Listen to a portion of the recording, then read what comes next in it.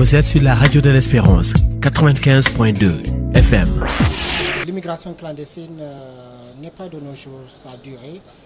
Et donc, si les jeunes empruntent la pirogue, c'est parce qu'aujourd'hui, c'est le désespoir total. Ils n'espèrent plus en leur pays. Il n'y a pas d'avenir ici pour eux. Et donc, le meilleur moyen de trouver ailleurs, c'est de prendre la pirogue. Et nous savons très bien aujourd'hui les problèmes des pirogues, les problèmes de la mer. Beaucoup ont perdu leur vie dans la clandestinité, c'est-à-dire en prenant la mer, ne pas avoir des papiers légaux pour traverser la mer et même prendre l'avion. Le souhait aujourd'hui est que les jeunes puissent rester chez eux et travailler. L'État aussi doit trouver des moyens pour que ces jeunes puissent rester dans leur localité respective. Si aujourd'hui les jeunes empruntent la pirogue, c'est parce que dans leur localité, ils n'espèrent plus en leur gouvernant, ils ne savent plus à qui se fier, ils ne savent même plus comment chercher des ressources financières. Donc ce qui fait qu'ils ont pris la pirogue pour aller ailleurs. Dans leur famille, aussi comment on les traite. Donc tout cela, avec tous ces problèmes psychologiques, tous ces problèmes moraux, ils n'arrivent plus à rester chez eux. Ils n'arrivent plus aussi à vivre avec les autres. Parce que pour eux, c'est une honte de rester dans leur famille, à ne rien faire. Ou même, ils n'arrivent pas à avoir un emploi décent. Quelqu'un comme moi qui n'a pas beaucoup d'argent, je vais faire comme les autres. Parce que quand on regarde les jeunes qui ont quitté leur localité pour aller en Europe, ils reviennent avec beaucoup de moyens. Alors ces jeunes, dans leur tête, c'est-à-dire, ils se disent aussi qu'ils font comme les autres et ils peuvent réussir comme les autres. Et par tous les moyens, ils vont arriver. Et comment arriver dans les pays d'accueil, dans la clandestinité? Aujourd'hui, si les jeunes empruntent la pirogue, c'est parce que, comme je vous l'ai dit, dans leur tête, ils se disent, est-ce que je vais avoir un passeport? D'abord, le premier voyage, c'est avec le passeport. Et quand on parle de passeport, avec tous les papiers qui y suivent, c'est-à-dire le visa. Beaucoup de jeunes ont été rejetés, ils n'ont pas de visa. Et donc, pour eux, le meilleur moyen, c'est de se cacher et aller ailleurs. Mais par quel moyen aussi? Par quel moyen? Vivre ou mourir? Vivre ou mourir n'est pas une solution. Donc ce qui fait que, avec tout ce désespoir, ils se disent, il faut que j'aille aussi réussir comme les autres l'ont fait. Ils sont revenus, nous avons vu des jeunes qui sont revenus en vacances avec de belles voitures, ils ont eu des maisons et moi, je me dis, je vais faire comme les autres.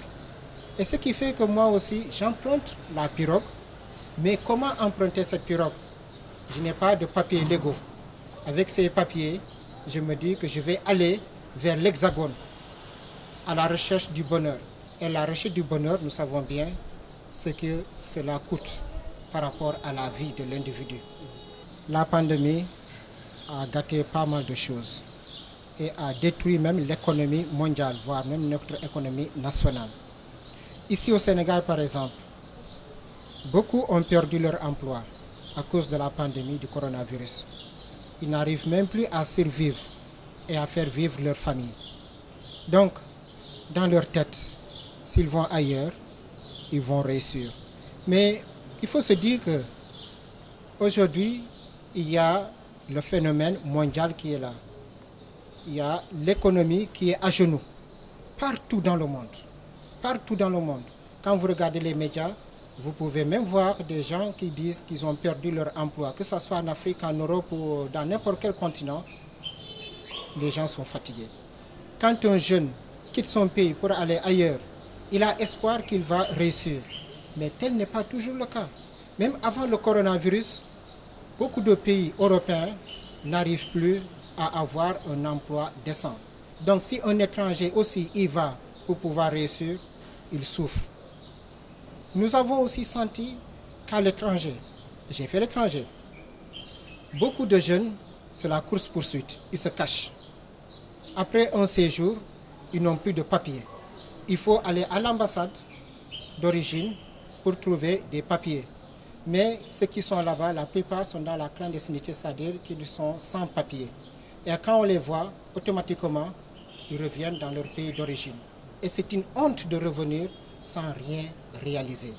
Donc ce qui fait qu'aujourd'hui, nous devons penser à la communication, parler avec ces jeunes, leur dire et aussi sensibiliser sur les enjeux de la pirogue, c'est-à-dire de l'immigration clandestine. Chaque jour, vous entendez qu'on a pris un certain nombre de jeunes qui sont partis. Maintenant, ce ne sont plus les jeunes seulement. Ils vont avec leurs femmes, leurs enfants, leurs amis. Parce que tout simplement, ils ont tout perdu. Des gens sont partis jusqu'à même vendre tous leurs biens pour prendre la route de la pirogue. La route de la pirogue, avec ce qu'on entend chaque jour, beaucoup meurent en mer. Donc, la mer est devenue maintenant une tombe commune. Et c'est vraiment désastreux. Il faut vraiment prendre des mesures draconiennes. Parce que vous incitez des personnes à venir chez vous. Mais comment ils vont arriver chez vous? Beaucoup perdent leur vie en mer. Donc, l'État doit jouer sur cela. C'est vrai que ces gens se cachent pour aller dans d'autres pays en prenant la pirogue. Donc, comme vous l'avez dit, ces gens qui les embarquent doivent être punis. Vous me demandez 300 000, vous demandez aussi à une autre personne 300 000. S'il y a un nombre, par exemple, de 1000 ou quelques personnes dans la même pirogue, vous voyez ce que ça fait. La pirogue peut chavirer. Avec tous les problèmes qu'il y a en mer, vous gagnez votre argent et les autres meurent. Qui perd? Ce n'est pas celui qui s'en va à la recherche du bonheur. Donc l'État doit veiller à la survie de ces jeunes, mais aussi travailler à la politique d'emploi. S'il y a de l'emploi au Sénégal, je dis que ces jeunes doivent rester.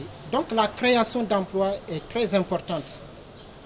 Pensez à la politique d'emploi, si on le fait, et puis on essaie de sensibiliser les jeunes.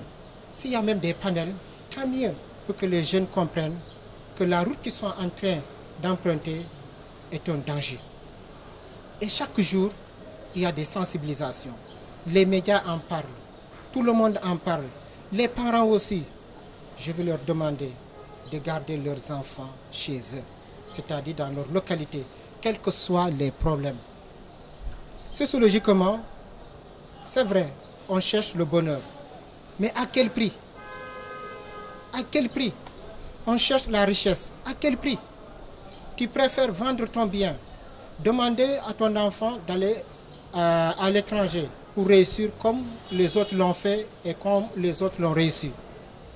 Mais es-tu sûr que ton fils va revenir? Est-ce qu'il aura à magasiner toute cette richesse? Je condamne fermement d'abord ceux qui prennent ces jeunes dans leur pirogue pour aller à l'Hexagone. Je condamne aussi ces parents qui vendent leurs biens et incitent leurs enfants à emprunter la route de la mort. Vous êtes sur la radio de l'Espérance, 95.2 FM.